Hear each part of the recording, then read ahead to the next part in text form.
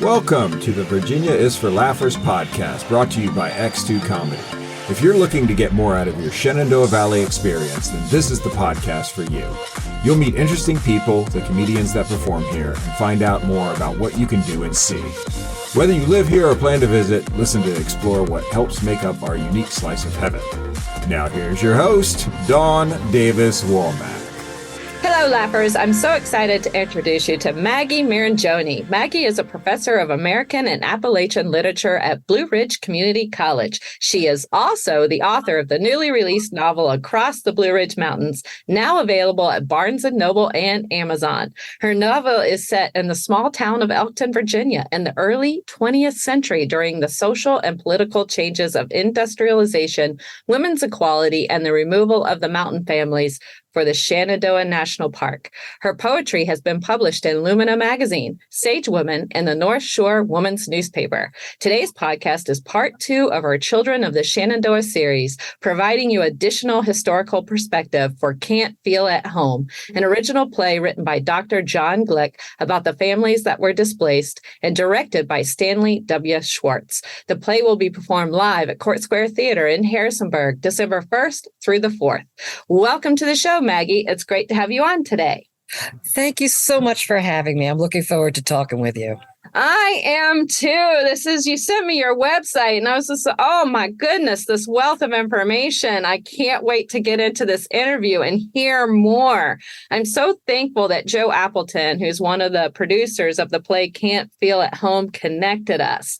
I had no idea that you did all this research and you spent over 10 years doing it. It's so interesting and exciting to be with you today to learn more, especially after taking an in-depth look at the website like I was telling you. So first thing I want to get into is that I noticed that you are from New York and you began teaching after you were an intelligence analyst.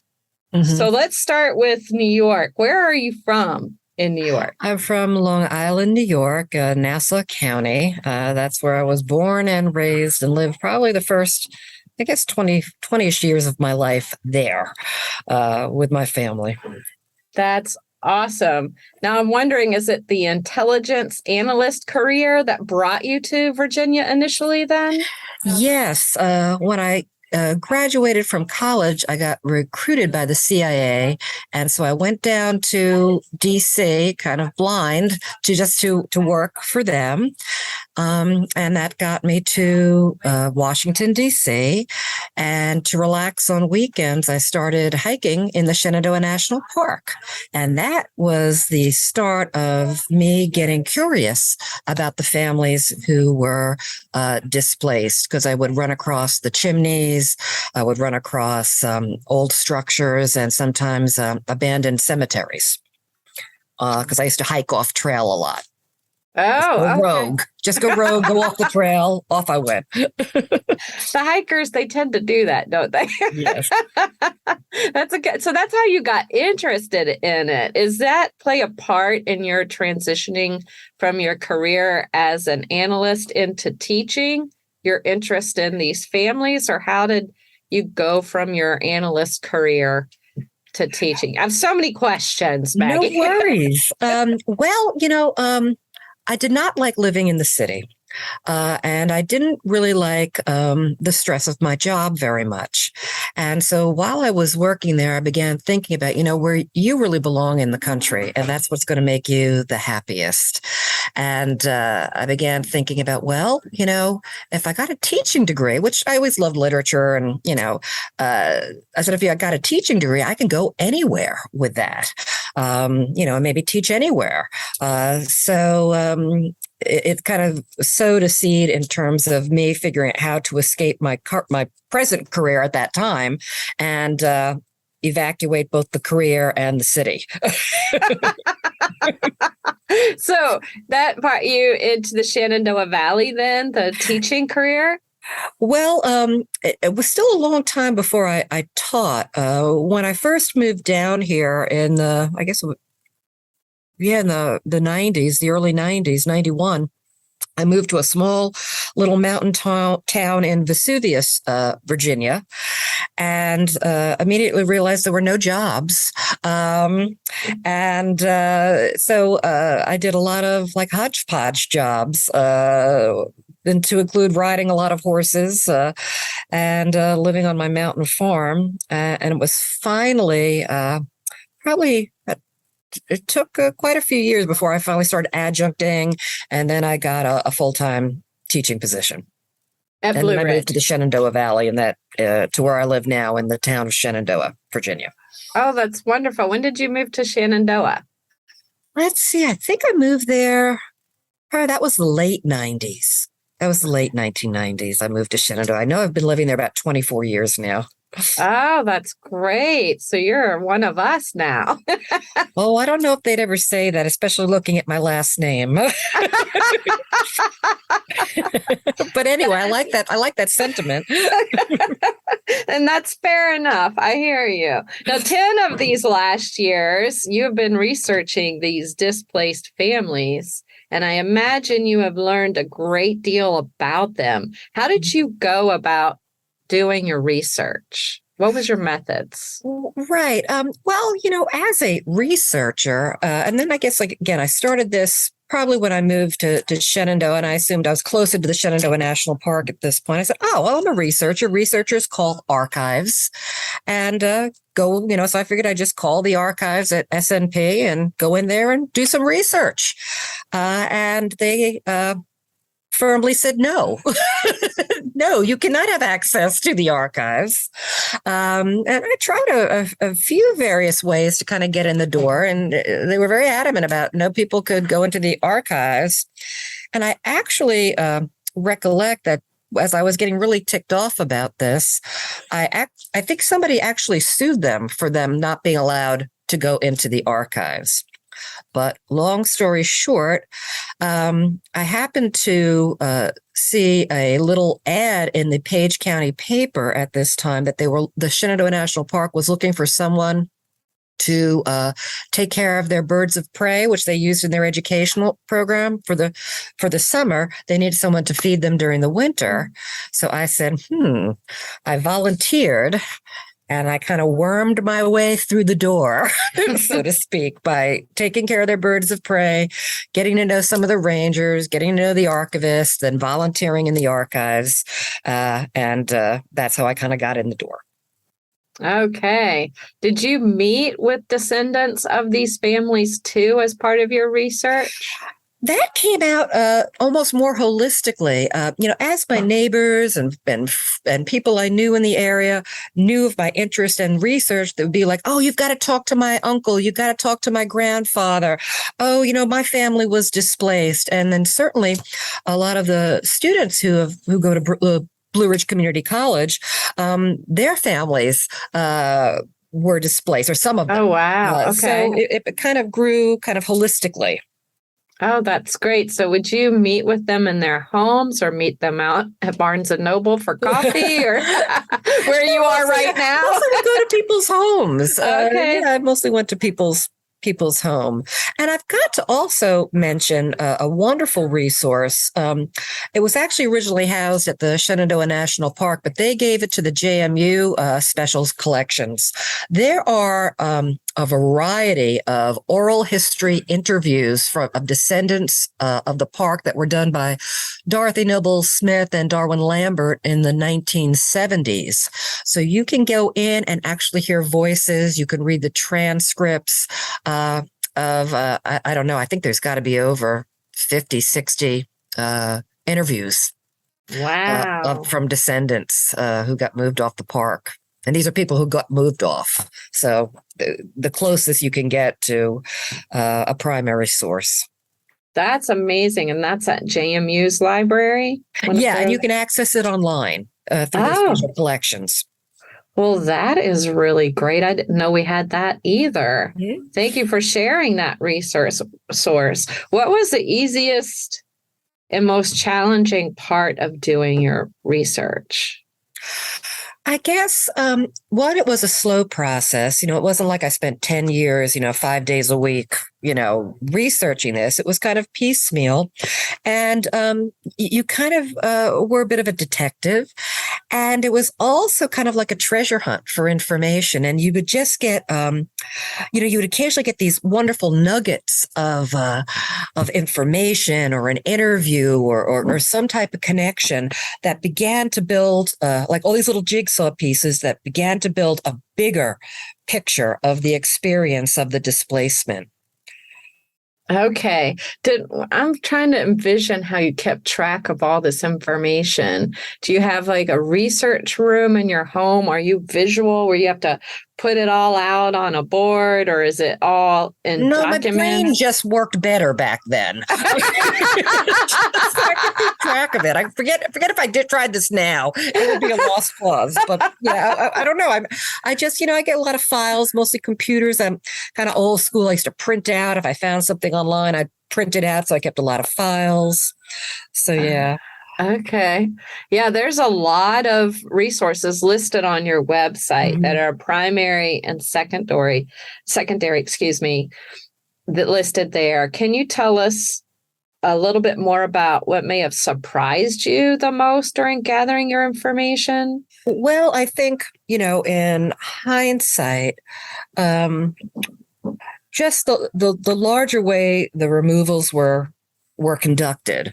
I've made more sense of it now, but I think the most significant, let's say, event or turning point was when I connected with Richard Robinson, a documentary filmmaker from Orange, Virginia, who had turned up the eugenics research and issues with some of the people who had been removed from the park through Arthur Rothstein, a government photographer's photos. So that was like a very intense moment, if you will.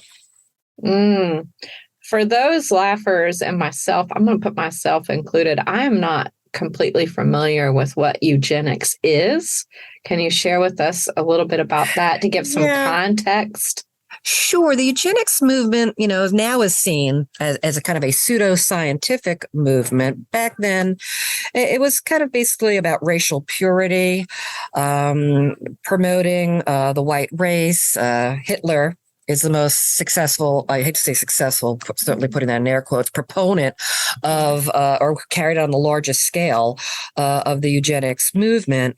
But for the Shenandoah National Park and other people that I know of for Virginia, if you were labeled like feeble-minded was a word they used, imbecile, a woman who had children out of wedlock, you were seen as less than desirable and could, again, these are words that I've come across, pollute the white race. So you'd be, so the encouragement was to be sterilize these people. I know it's a very dark part of history.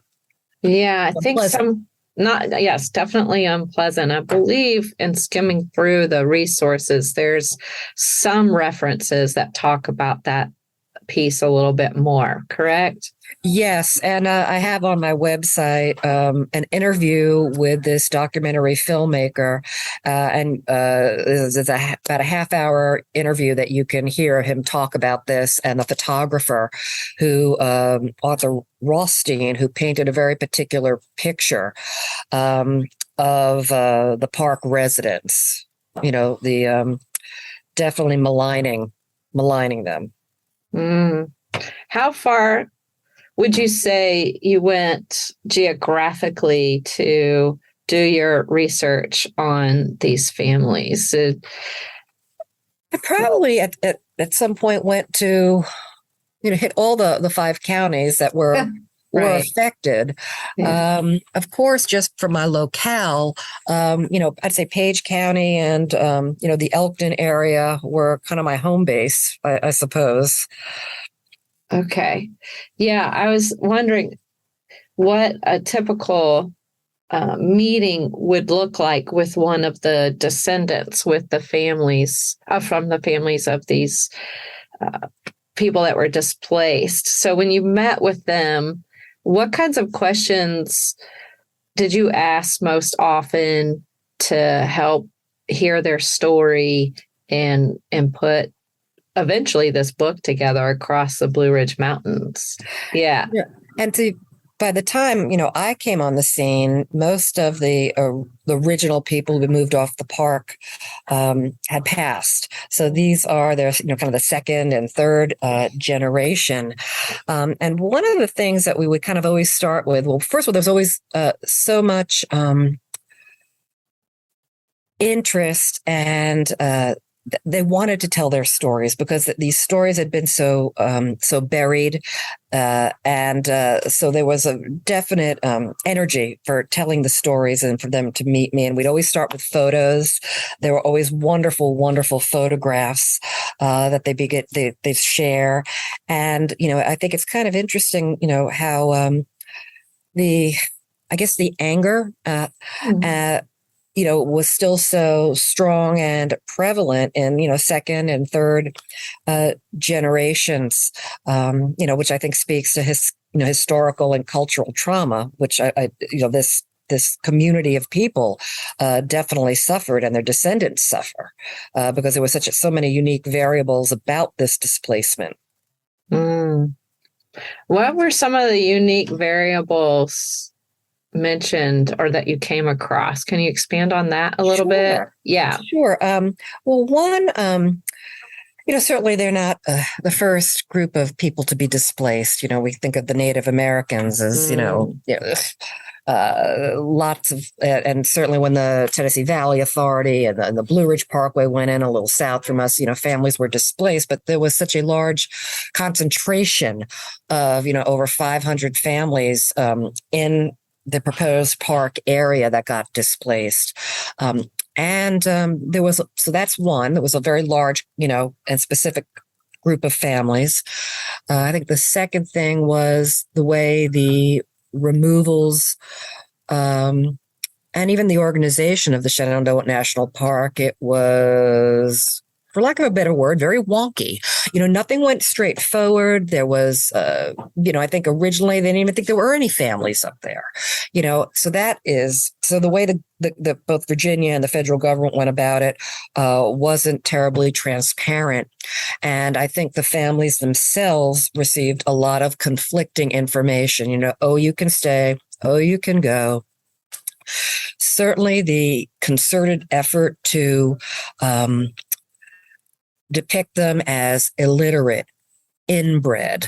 If you look at the newspaper headlines from this time that appeared in the New York Times, the Washington Post, families moved for their own good from the 19th to the 20th century, kind of these ideas that they're holding America back. And so really hateful descriptions of a group of families that ran the gamut of economic demographics.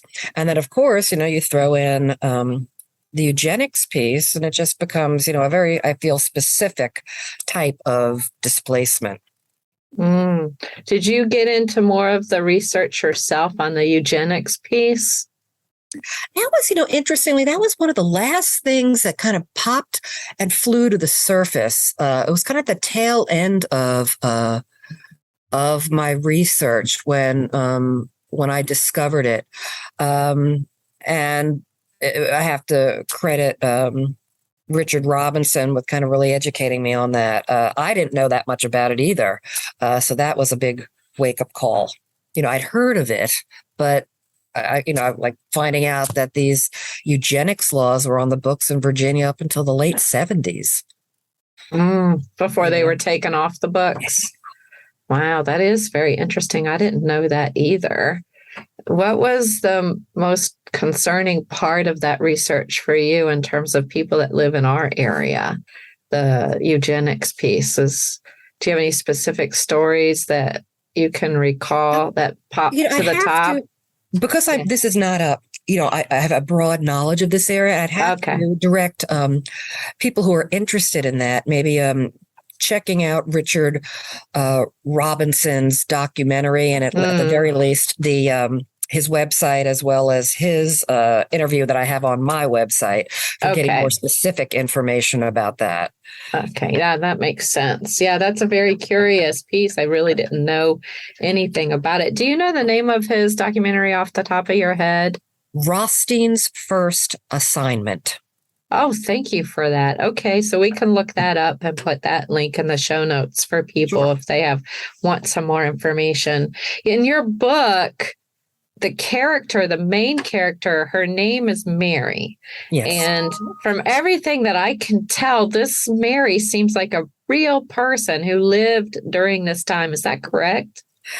Yeah, she isn't, but most people that have been, the feedback I've been getting from people who have read the book, they think she is a real person. So I guess I did my job well. In fact, one of the earliest manuscript workshops I went with this book, the three other people in my group who were reviewing my manuscript, they said, we thought maybe that Mary was you. And we started doing research because, it was just, but they realized, I'd be 190 years old, but, but so that was kind of interesting. I'm glad I created a character with such a strong voice, personality, and that seems so real. That's wonderful.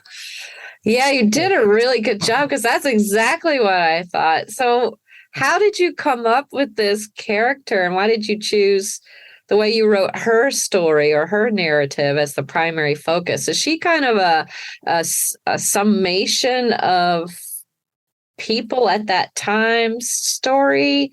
No, she's her own, character. Certainly, I had she's just her own character. There was nobody in mind I had when I wrote her. She's just a conglomeration of experiences and observations of my, in my life, so to speak, as well as the research and putting her in a specific place, because she's also a product of the history and the culture of that time. I think one of the things I try to get at is you've got a young woman who, in 1918 wants more for herself than, marriage and children. But though, there weren't that many roles available, for women back then, she's just like I said, a conglomeration of experiences. Yeah, I love that you set her in the early 20th century. Out in Elkton, the small town of Elkton. Why did you choose Elkton? Because I'm in there all the time. I live right next to it. I'm there all the time. I'm at the community center. I'm at the feed co-op. I'm at the Food Lion, and I know Elkton. And I know all the people. I don't know all the people, but I mean, I know. I know the history just from living there. I love that. You're delightful. On your website, I was most intrigued by one of the tabs you have on there, Mary's World. Oh, yeah. Oh, I love Mary's World. And then the drop-down menu, you see recipes, songs, and photos. So this is a character you created then. So where did the recipes, songs, and the photos look real and historic. So where did you find all these? Yeah, they're open source photos, but it's interesting. When I first wrote the novel, and of course it went through two major edits with two different editors, I originally had envisioned it as kind of a quilt. So I actually had these recipes and these photos embedded in the story to kind of make it seem even more real, if you will. But then one of my editors made me pull all that stuff out. He said, suggested I put it on the website. But those recipes are all recipes I've probably cooked. They're kind of my home recipes. So the recipes are mine for the most part. The photos were just photos I found, and they just inspired me. And then, the music, one of my loves is Appalachian and bluegrass music. So the music is, pulled from the area. In fact, one of the most delightful websites, if you're really into local history, is called, it's called From Browns Gap to Bacon Hollow. It's another one that's on my website, but it actually has has a lot of pictures. It has a lot of the original music from the song catchers that came through in the 1900s. So you can hear early recordings of a lot of this old time Appalachian music. And certainly that was an inspiration to me. Oh, those are really great. Yeah, I listened to both of the songs, and I'm not I know what bluegrass is, but I can't say I'm a connoisseur, let's just say.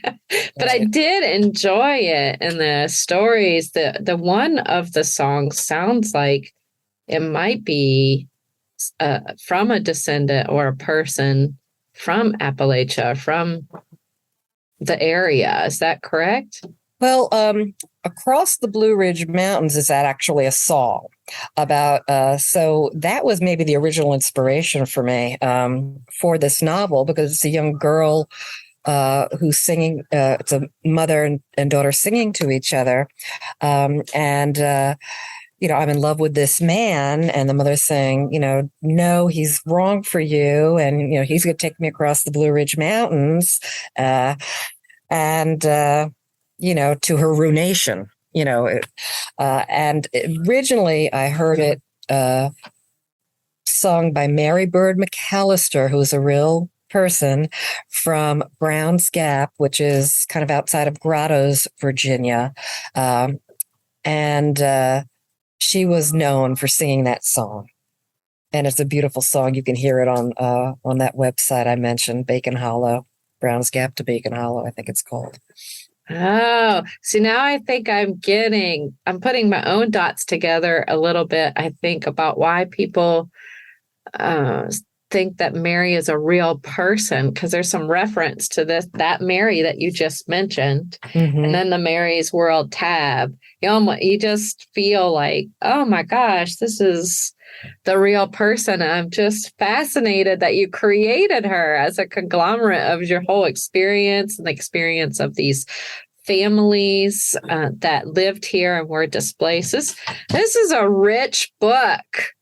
Thank you. I just am amazed by what you've done, and it's years in the making. Like the play Can't Feel at Home.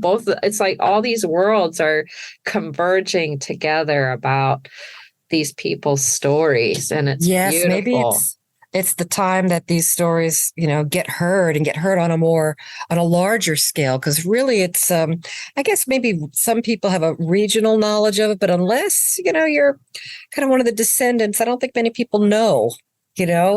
About the families that were displaced, and certainly all the variables of what happened and what went down with that displacement. So maybe now's the time that it becomes a little bit more well known and recognized. Yeah, maybe it is. And I think people are complex. My therapist, I call her Boss Babe, says that all the time. People are complex. And there is a lot of complexity around this story historically, and the families themselves and their stories, and just what has happened over time in terms of how much information is or isn't getting out. And I think you're right. I think now is the time where people can receive all of it, the bigger picture, and hear the truth of this. Yes. And one of the things, both I think of my book and I think of the play is, all human beings are primed for stories, mm-hmm. And stories is such a wonderful way to get information to people, because if anybody, nobody wants to pick up a history book or an academic article or something, but, to hear a story, once upon a time, and then it brings you into this world. I think that's kind of the magic of fiction and plays and all literature. I agree with that. It's very relatable. as every one of us has our highs and our lows, things that went well, things that did not, things that we did not want to happen to us and happened Yes. anyway. Bad decisions. Bad decisions, right. And then dealing with all of that. Some of those bad decisions were decisions we did not make, yet we're dealing with those decisions. Yeah, I refer that to that stuff as right. Some things we were personally responsible for setting in motion in our lives, but also there's those meteors that just fall out of the sky, Yeah. and just hit us in the head. I know, and I can't want it. I can't want any of it. Right. But I think that's one of the things I bring out. I make that character, Mary, walk her, and deal with the fallout from her own decisions. And again, having to get through her life with grace when also the meteors are falling out of the sky. Yeah. Which we all have, our own personal mistakes and our own meteors. Yes. I like how you put that other, earlier, like there's the ones where we have the responsibility because we created them. And then the ones that just hit us on the head out of nowhere. They both exist, Yes. Yes. And that's life. It's life. And we grieve. We celebrate the things that are wonderful and go great. And naturally, we're going to grieve over the losses. And Right. when we don't grieve over the losses, then that story will keep repeating itself and repeating itself and repeating itself until we honor it and name it. Then we're able to move through it and past it. Yep. So, very well said. yes. And that's what's happening, I think, now. Rightly so. I'm put myself in their shoes. If my family had been displaced, I imagine I wouldn't like that. Not one bit. And,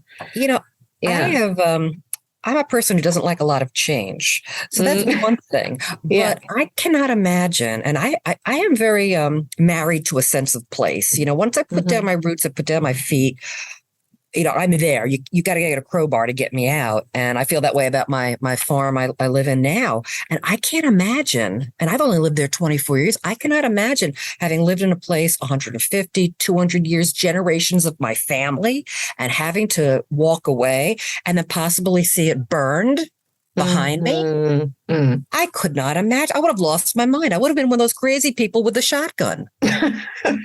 Yeah, I would have lost my mind. Right? So I can't imagine. Yeah. And then, again, the complexity, because now we have this gorgeous park that countless families have enjoyed and continue to enjoy, and the awe and beauty of it and the memories that are created there, and the hikers that even have come through that are now connecting the past with the present in their beautiful work that they're doing, like you. Yes, thank you. And you're right. And that's something I also realize, an outdoor lover and a natural space lover, that, if we didn't have a park up there, would we be looking at townhouses or, development, vacation homes? So I understand that there is a lot of complexity and controversy. It's almost bittersweet. I guess that's the right maybe description. It's a bittersweet. It is a bittersweet. Lots of things can be like that, And we look. Yes, we got it. Yeah. Accepting takes a minute. That's when it's big. I've learned, that the bigger the meteor, the tougher it can be to accept. Okay. Oh, I know. I know. I know I'm speaking to somebody out there who's going preached on. Yes.